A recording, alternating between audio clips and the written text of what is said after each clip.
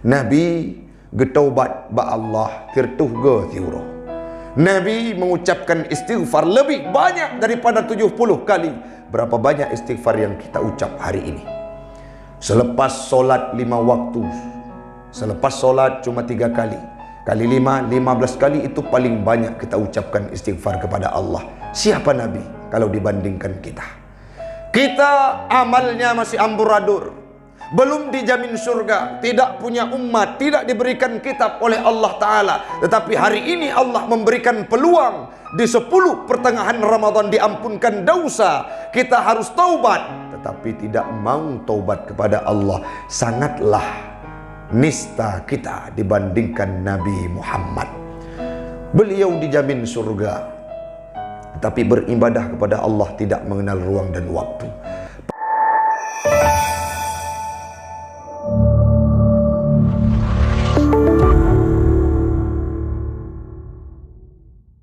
Assalamualaikum warahmatullahi wabarakatuh.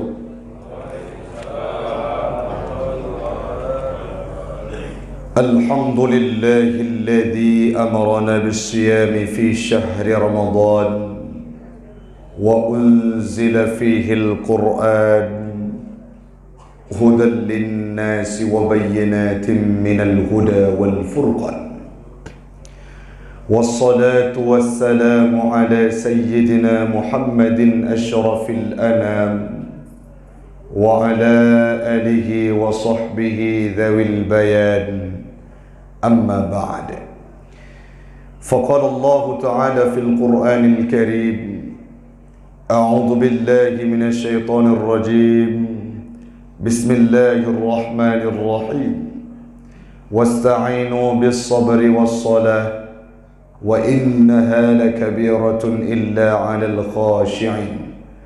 Wa qala ta'ala fi ayatin ukhra, ya ayyuhalladzina amanu tubu ila Allahi taubatan nasuha.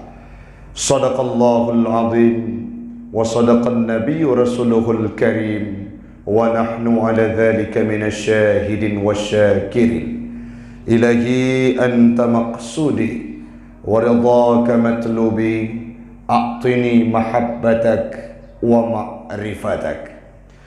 Jamaah sedang solat subuh, sekeyakinan seakidah yang kami muliakan, marilah kita memuja dan memuji Allah empunya alam semesta, Allah yang masih memberikan kita kesempatan untuk bisa merasakan indahnya Ramadan pada hari yang mulia ini, di mana tadi malam kami dapat berita salah seorang guru kami yang bernama Walid Sanusi, Ketua Tastafi Biren, beliau menghembuskan nafas terakhir tepatnya di jam 12.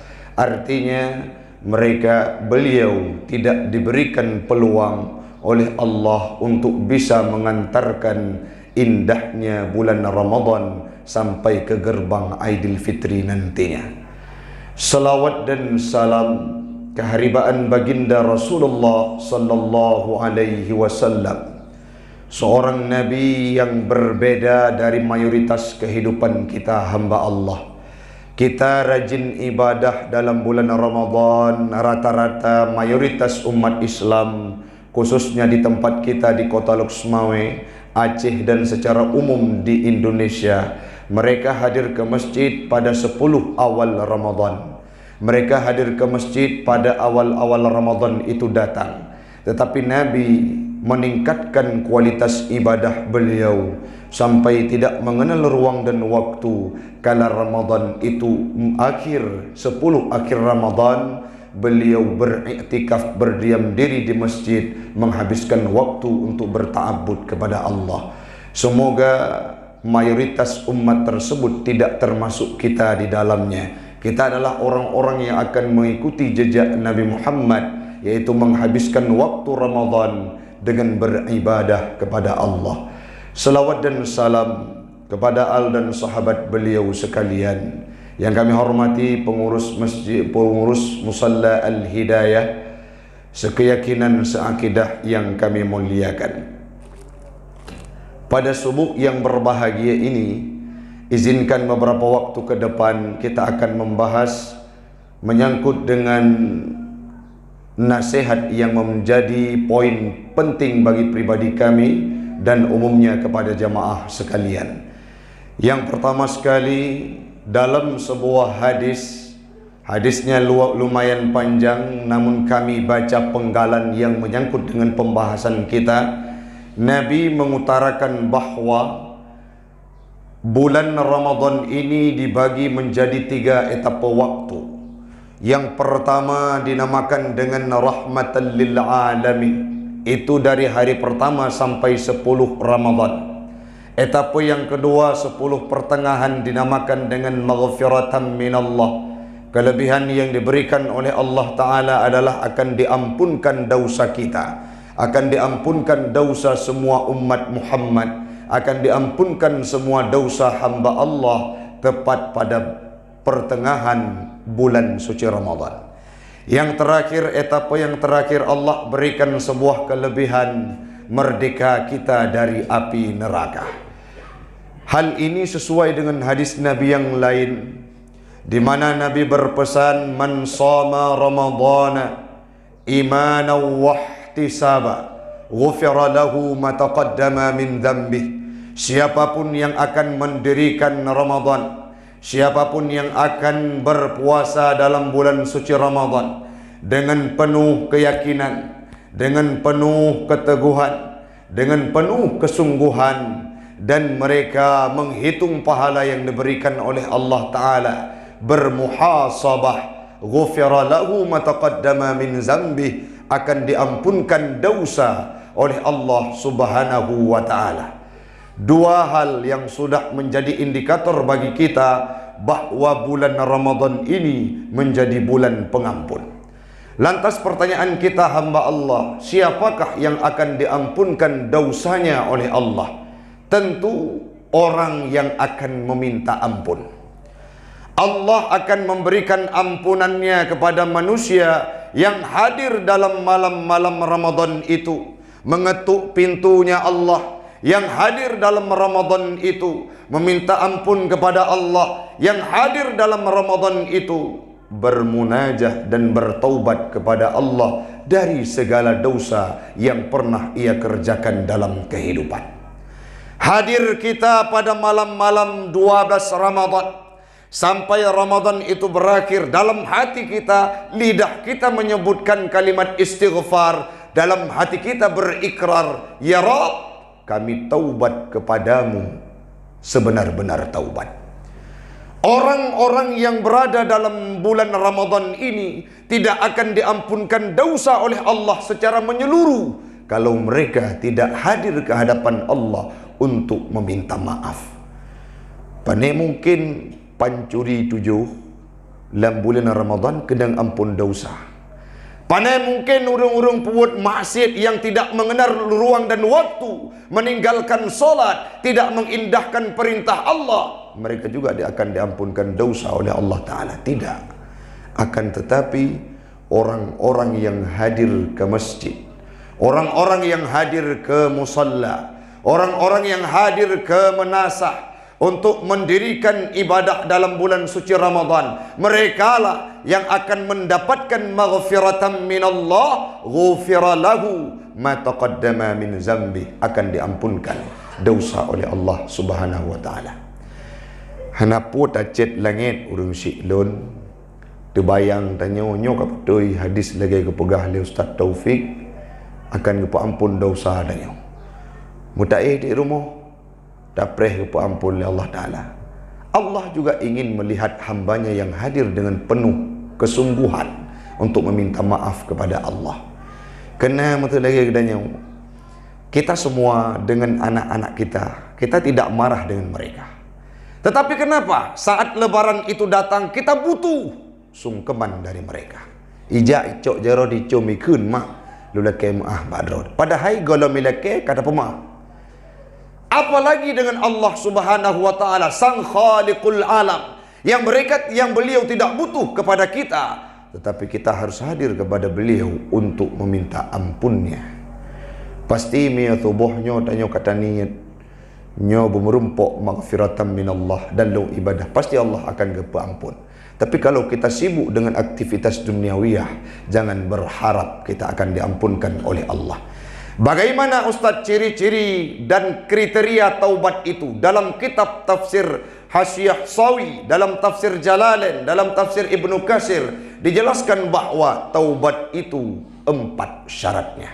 3 syaratnya yang harus dipenuhi oleh umat manusia. Kalau kita uraikan sampai 24 syarat, tetapi secara global 4 sudah memadai ataupun 3 sudah memadai, mencakupi. Yang pertama, orang yang benar-benar ingin taubat, dia hadir ke hadapan Allah dengan segala kerendahan hati dan berkata ayyaqlu'a 'anil ma'asi fil hali. Apa maknanya? Berhenti untuk melakukan kemaksiatan secara spontan. Itu syarat yang pertama. Kriteria yang pertama, kalau kita ingin taubat kepada Allah Ta'ala, dulu setahun yang lalu kita berdosa, apa kesalahan yang kita kerjakan? Kita kerja di instansi pemerintahan, kita korupsi, maka untuk taubat, kita taubat dari hal tersebut, berhenti secara spontan. Jamun tanya pernah tampake dengan gop, jamun kita pernah berburuk sangka dengan keluarga, dulu kita pernah bermusuhan dengan orang tua, sekarang taubat, berhenti dari perilaku maksiat tersebut secara spontan, tidak menunggu waktu. Yang le tanya tu me urung si ilun, mesti yang muda-muda lagi kamu ada pegahan tu, tengku adun metuah taubat bele pebut maksiat. Hanapu elung mentang muda aku, umur baru 40 tahun. Kapan taubat? Nanti menjelang umur saya 50-60 tahun. Ini tidak termasuk dalam kategori taubat nasuha. Kenapa? Menunggu waktu, tidak secara spontanitas. Wate kasadar tanyo, watenya langsung piyuh, itu salah satu ciri khas dan syarat taubat. Yang kedua, wa ayyandima ala ma fa'alahu, menyesal dengan sebenar-benarnya terhadap kesalahan yang pernah ia lakukan, bukan diungkapkan sebagai sebuah kebanggaan. Nyona orang yang hijrah, tapi dijadikan poin hijrah tersebut untuk dikemukakan kepada orang lain. Bagaimana contoh kalimat yang dia sampaikan? Ikun ba urang, hai be coba-coba ngan ke kejut jamun urang kupoh, mandum urang kupoh habis tereman kukoh dah ku jino aku taubat. Itu tidak termasuk dalam kategori taubat. Kenapa? Menceritakan kejahatannya dengan penuh kebanggaan, tetapi bukan dengan penyesalan. Orang yang taubat hadir ke hadapan Allah, merenungi setiap dosa yang pernah dia kerjakan setahun yang lalu. Dalam bulan Ramadan, menangis sejadi-jadinya, mengalir air matanya. Tiada dua, karena menyesal terhadap apa yang ia kerjakan. Kanda pegah ba urang jaman ni ke ko pali, jaman ni ke ko paru nanggo tip uro bud mau uronyo ha ele ko pubut kami nak naga kadang-kadang lebih berat lo. Maka hari ini kita harus sadar bahwa taubat itu bukan seperti itu. Banyak yang kita lihat dan kita dapatkan bahkan di dunia entertainment, mereka hijrah untuk mempublikasi kepada orang lain.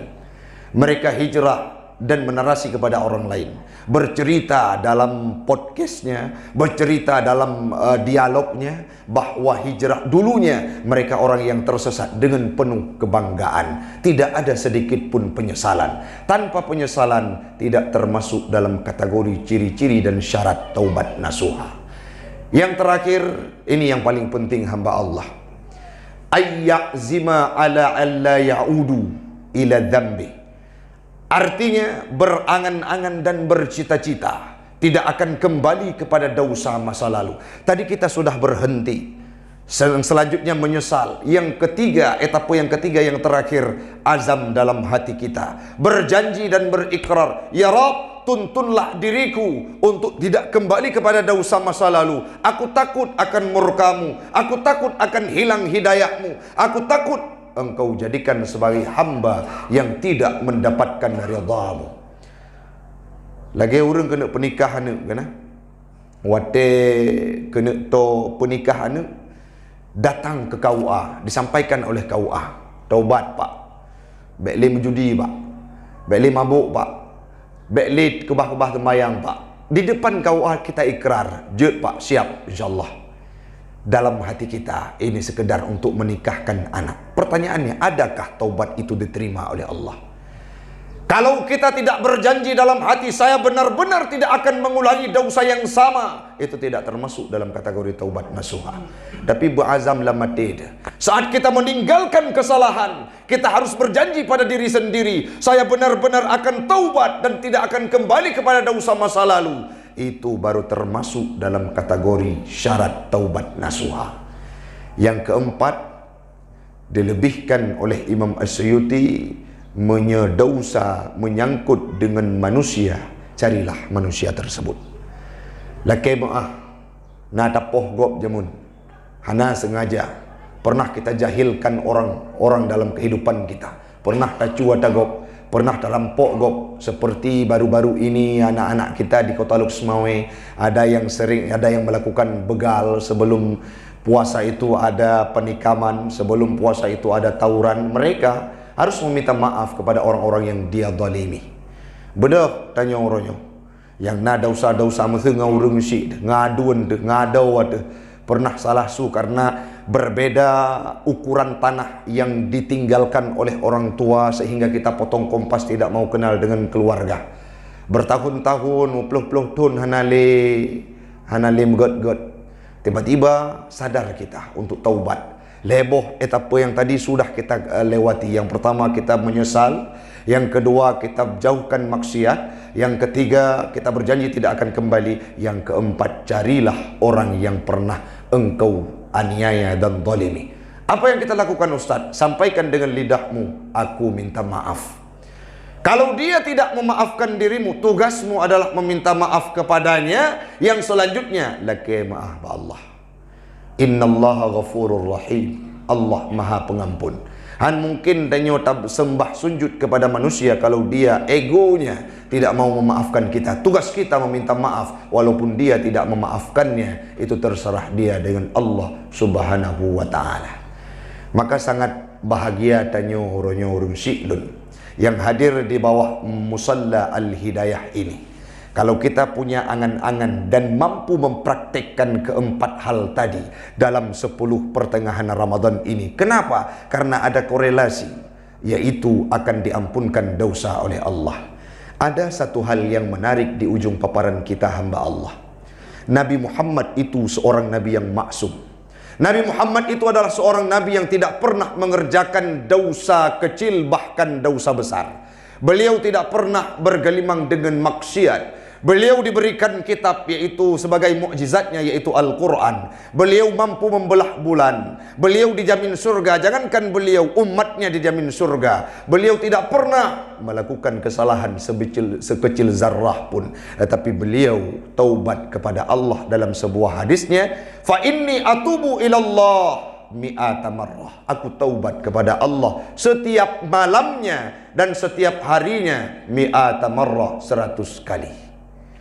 Wa fi riwayatin, dalam hadis yang lain yang kami baca dalam kitab Hasyiah Sawi, disampaikan bahwa wa inni sesungguhnya diriku fa astaghfirullah, beristighfar kepada Allah, wa atubu ilaihi fa aksara bin sab'ina marrah, lebih banyak daripada 70 kali.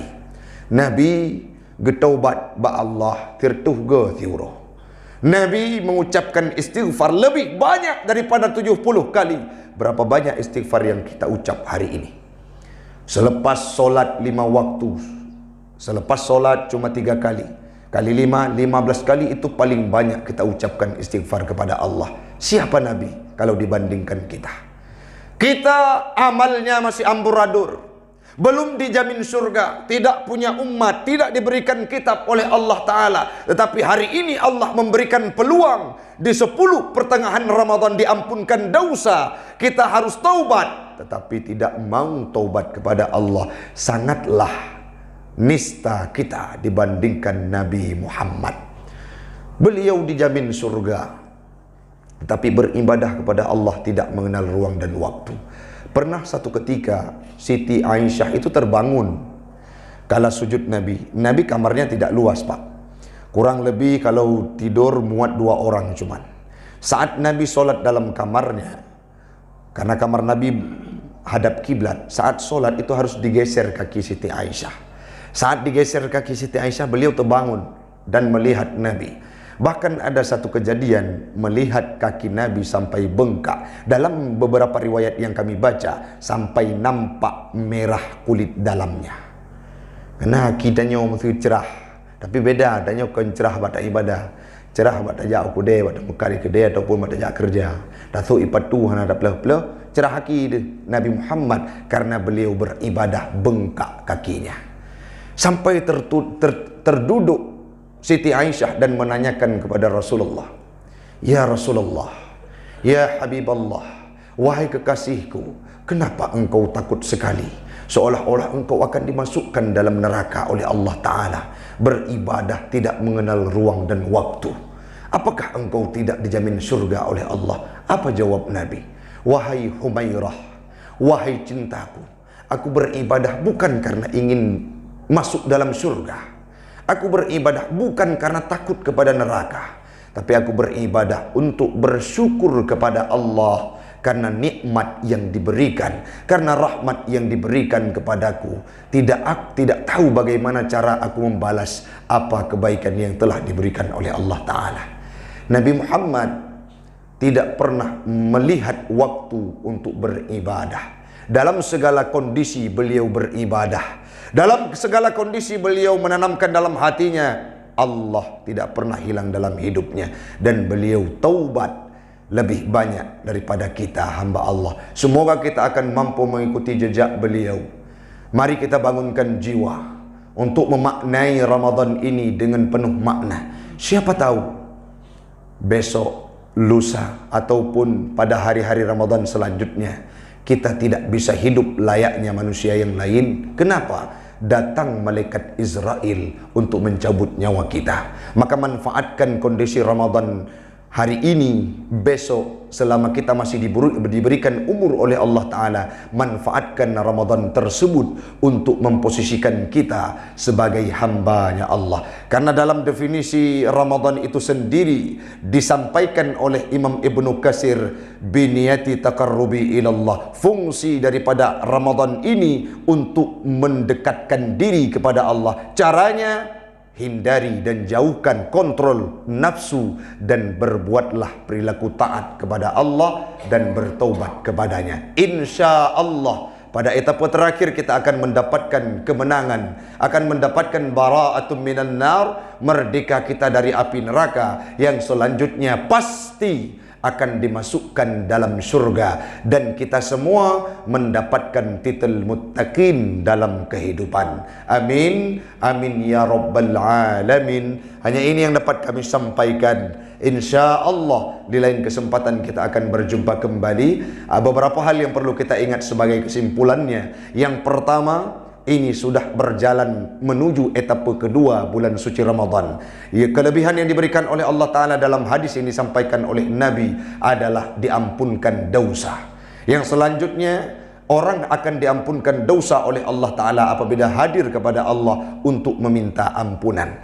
Dan kita harus bertaubat. Kriteria taubat, syarat taubat ada 3. Yang pertama, berhenti maksiat. Yang kedua, menyesal. Yang ketiga, berjanji tidak akan kembali.